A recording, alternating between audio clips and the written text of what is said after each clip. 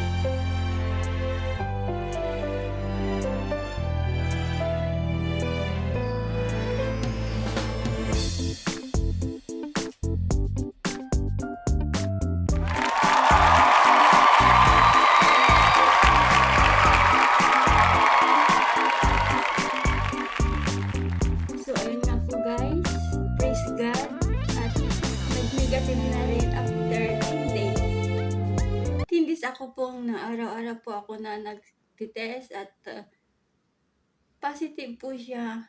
So ngayon, today is nag-negative na po and thank you Lord. Ay makakauwi na rin ako bukas. Opo, bukas pa ako makakauwi kasi kinakailangan ng 24 hours. Kung negative pa bukas ay tuluyan na po ako makakalaya dito. So ayun nga guys, ang masasabi ko lang, ang pagsusuob po ay isa sa mga pinakamabisang gawain para mawala po ang ating matinding ubo at sipon.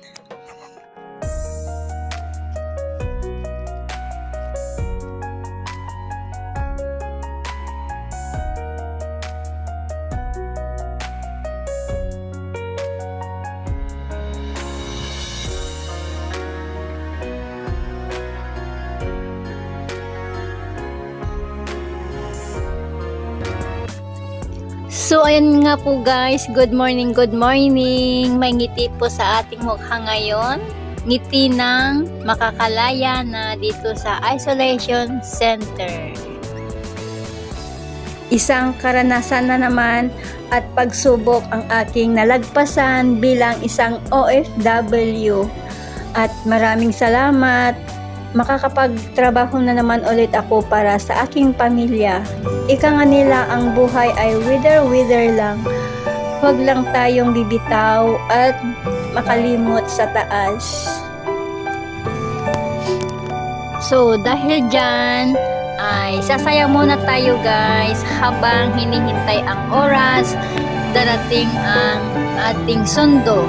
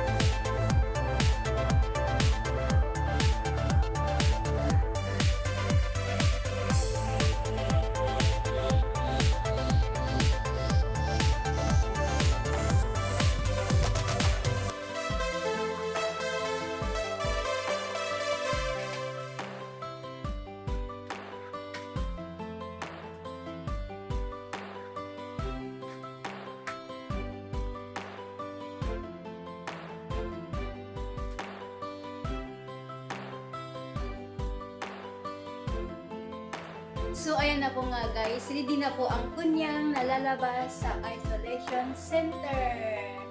Waiting na lang po ako guys sa bus na maghahatid sa amin sa MTR. And then, kami na po yung bahala uuwi sa bahay ng aming employer. So, this is it guys. Ready na po ako.